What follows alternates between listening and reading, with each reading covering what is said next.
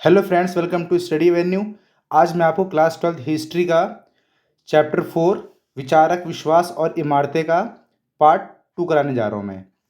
तो गाइस, इससे पहले लास्ट में हमने ये देखा कि जैसे कि पार्ट 1 में हमने देखा कि विचारक विश्वास और इमारतों के अंदर किस प्रकार से हमने यहाँ पर महात्मा बुद्ध और जैन धर्म के बारे में किया, उनका जीवन परिचय हमने देखा। अब गाइस, इसके बाद ये है सांची और अमरावती के स्तूप के बीच में अंतर क्या है। जैसे सांची सांची के बारे में थोड़ा हम जानते हैं, इसके बारे में ये सांची ये मध्य प्रदेश के रायसेन जिला, मतलब कि ये मध्य प्रदेश में, ये मध्य प्रदेश की राजधानी भोपाल, वहाँ से कुछ दूरी पर ये रायसेन है, वहाँ पर सांची का स्तूप है। तो कुल 3 प्रमुख समूह हैं। जैसे महास्तूप अशोक ने निर्माण कराया। गाइस, ये सांची के स्तूप से संबंधित, मतलब कि उस समय पर जो बनाए गए थे सांची के स्तूप और अमरावती के स्तूप, इनका कहीं ना कहीं एक आपस में इनका लिंक था।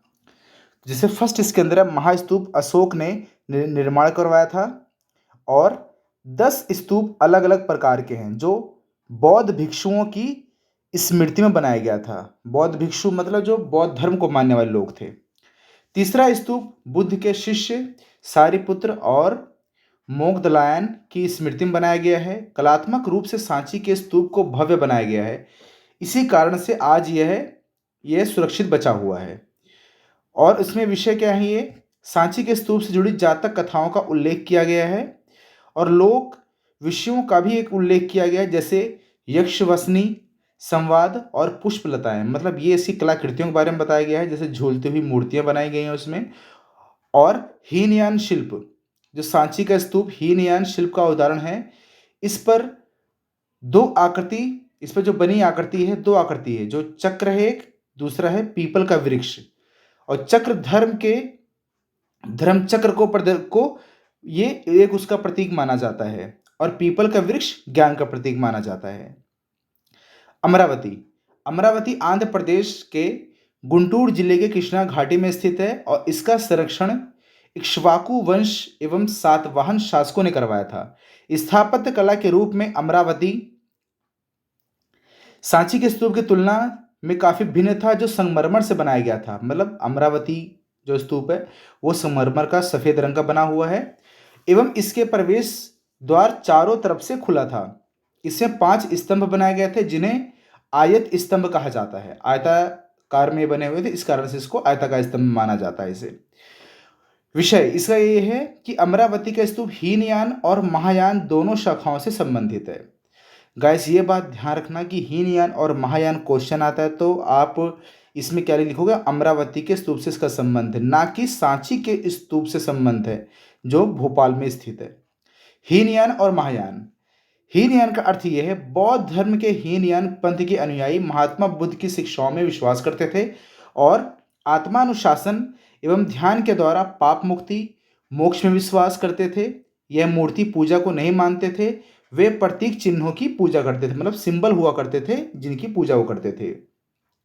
नेक्स्ट, महायान। बौद्ध धर्म के महायान पंथ के अनुयायियों ने बुद्ध को एक ईश्वर तुल्य माना है, कि मतलब तुलना की है ये ईश्वर के अनुसार, एवं यह मूर्ति पूजा में विश्वास करते थे।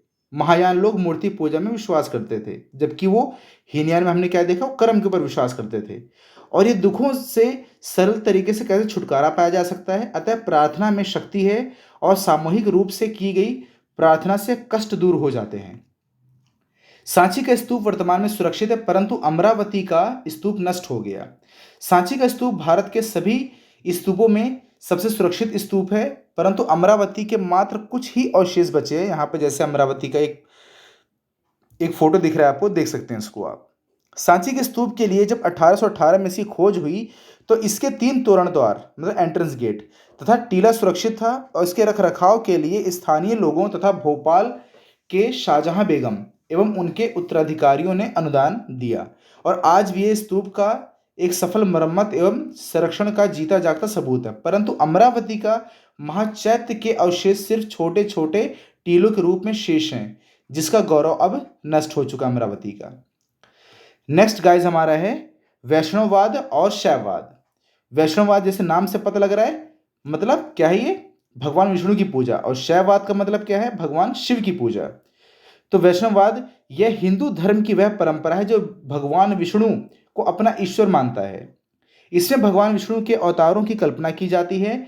इसमें भगवान विष्णु के 10 अवतारों की कल्पना की जाती है, जिनमें यह माना जाता है कि पाप और पापियों के बढ़ते प्रभाव के कारण धरती पर अराजकता बढ़ जाएगी तथा सभी की रक्षा के लिए भगवान विष्णु अपने विभिन्न अवतार लेते हैं। अतः भगवान के विभिन्न अवतार देश में देखे भी जा सकते हैं जो मूर्तियों के रूप में हैं।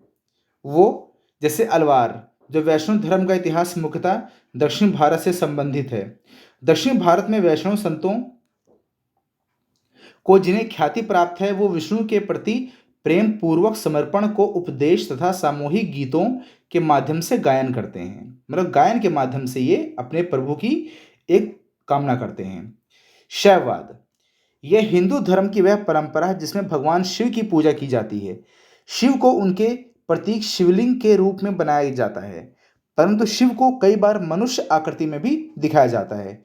उनकी खूबियों और हाथ में दिखाया जाता है उनकी खूबियों और प्रतीकों को उनके शिरोवस्त्र मतलब शेर का वस्त्र, जो उनका पागंबर है, वो तो देखा होगा आपने, वो जो उनके खाल पहन के रखते हैं भगवान।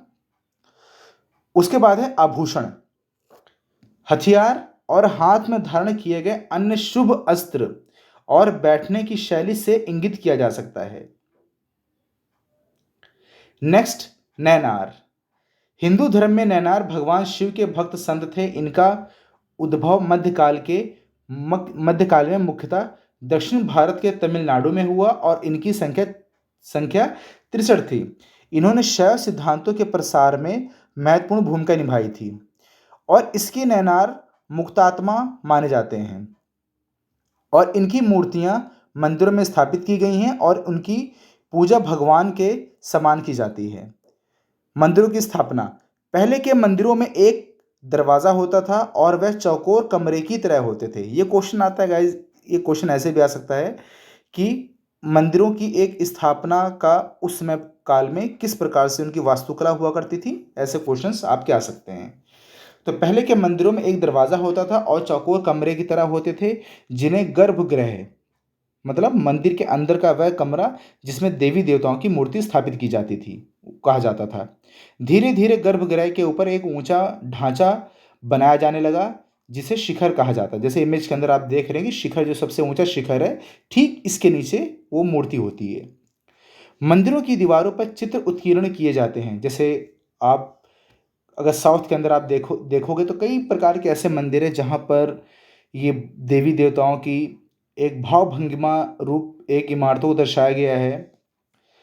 मंदिरों की दीवारों पर चित्र उत्कीर्ण किए जाते थे। समय के साथ साथ मंदिरों से जुड़े हुए सभा स्थल, ऊंची दीवार और तोरण द्वार भी बनाए जाने लगे। कुछ मंदिरों के निर्माण के लिए पहाड़ियों को खोखला करके गुफाओं के रूप में भी बनाया गया, जिनमें प्रमुख है, मतलब क्या है ये कि पूरे पहाड़ को काट करके अंदर ही उसके मूर्ति एक स्थापित कर दी जाती थी। जैसे कैलाशनाथ मंदिर, मतलब कहाँ पर, एलोरा में है, और अजंता की गुफा और एलिफेंटा की गुफा, ये देखेंगे अगर आप तो पूरी तरह से ये बिल्कुल पूरे पहाड़ को काट कर ही बनाया गया है। तो गाइज आज के अंदर हमारा इतना ही, ठीक है, ये चैप्टर हमारा यहीं ख़त्म होता है। बाकी नेक्स्ट सेशन के अंदर हम आगे और चैप्टर करेंगे। Thank you guys.